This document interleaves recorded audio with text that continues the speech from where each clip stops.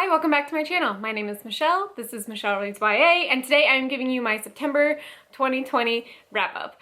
I read 7 books in September, which is way down from the 23 books that I read in August, but I am in a reading slump, and honestly, I am glad that I read any books at all. These were mostly audiobooks. I'm not gonna lie, audiobooks are like the only way I'm getting through any books at all, and it is what it is. I will mention that one of the books that I listened to was Harry Potter and the Prisoner of Azkaban, and I will no longer be talking about Harry Potter on my channel, so I just wanted to put this disclaimer out. I read it, I will not be talking about it. Okay. So the first book that I listened to in the month of September was Clap When You Land by Elizabeth Acevedo.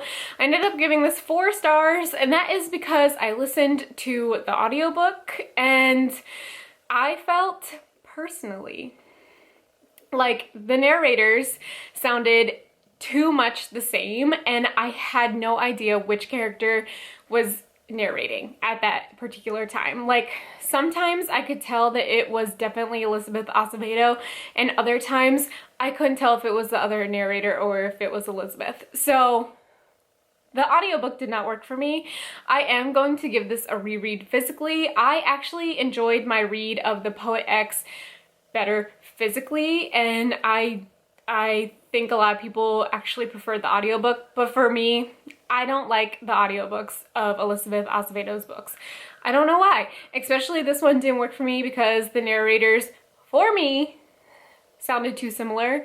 So this didn't work for me. I will be rereading it physically, and I feel like physically I will be able to give it a higher rating. This is the story of 2 sisters who find out that they're sisters after their father dies in a plane crash, and in the author's note, this was based on a real plane crash that I had no idea about. I researched it, so I thought that was super interesting.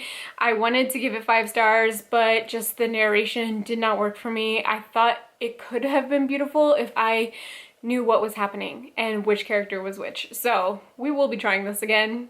I don't know. The next book that I listened to was My Dark Vanessa by Kate Elizabeth Russell.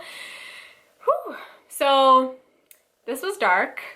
This was not something that I think I would normally read, but I was seeing, you know, such good reviews and people saying how like deep it was and how, you know, dark it was, and it definitely was. This is the story of 15-year-old and I think like 34-year-old Vanessa, who was in an inappropriate relationship with her teacher when she was 15, and trigger warnings are pedophilia, rape, sexual assault, depression, substance abuse, anything you can think of, there is a trigger warning for.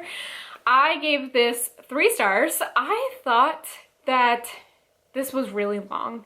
Like, I feel like a lot of the times Vanessa or the narration or her thoughts, I don't really know, like everything kept going around in circles and circles, and we kept just hearing like the same things over and over and over again.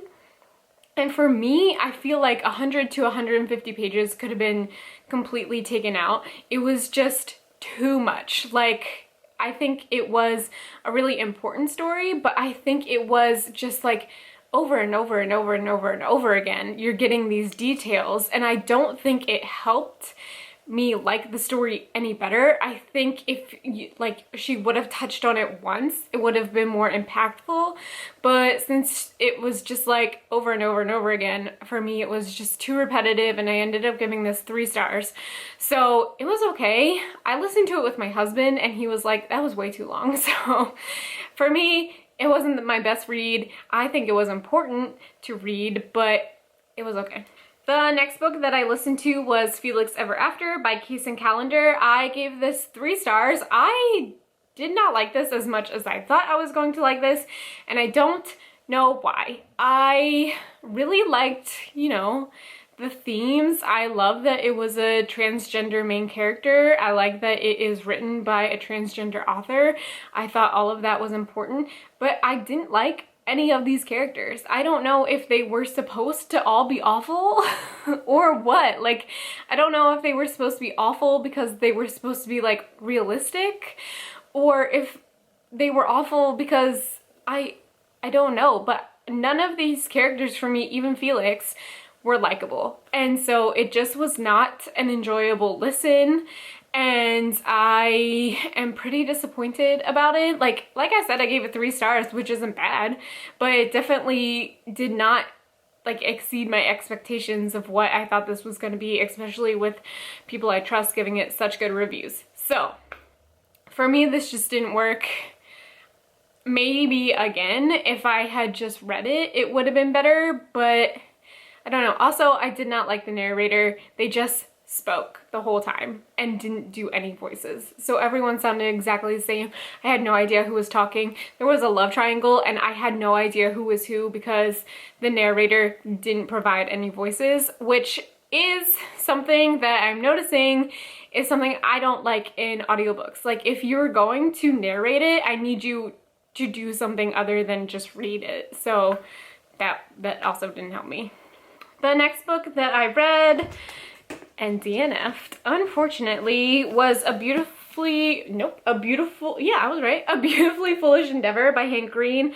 I read this right after I reread An Absolutely Remarkable Thing, and I was reading this for like a month.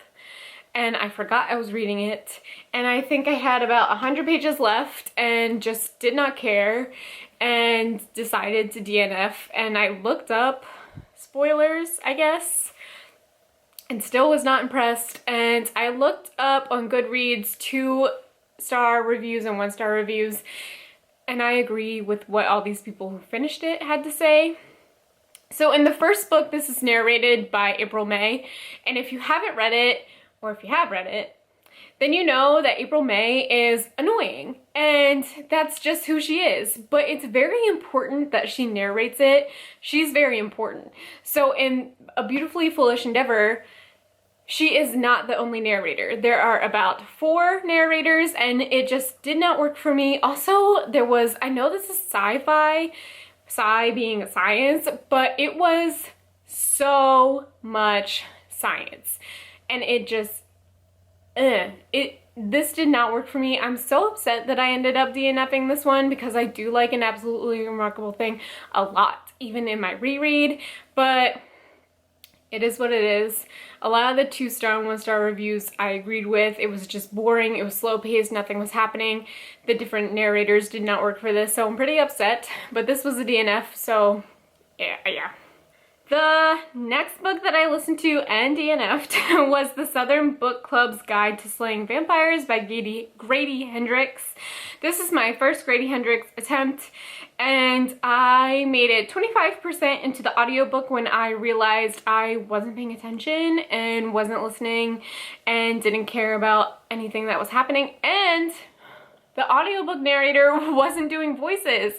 And I don't know if that's a me thing or if this is a thing in the book community and it's not just me, but I need some like voice acting in book narration. So I DNF'd this, yeah.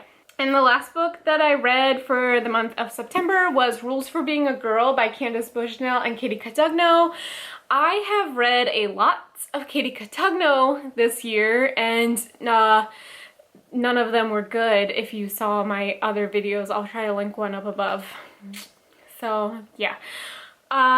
When we started this, my husband also listens to the audiobooks with me because he's working in the other room. So when this started, he was like, is this another book with a student-teacher relationship? Yes and no. So this starts with a girl who gets into something with her teacher, but this is completely the opposite of my Dark Vanessa, where she like fights back, and I thought that was really empowering. And this is like all about feminism, like feminism 101 for like teenage girls, and I thought it was important. I don't think I loved the writing. The narrator was fine.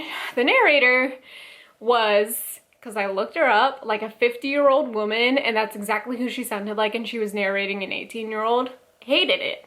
So did not love that. Maybe it would have been better if I physically read it. So I don't know. I ended up giving this 3 stars.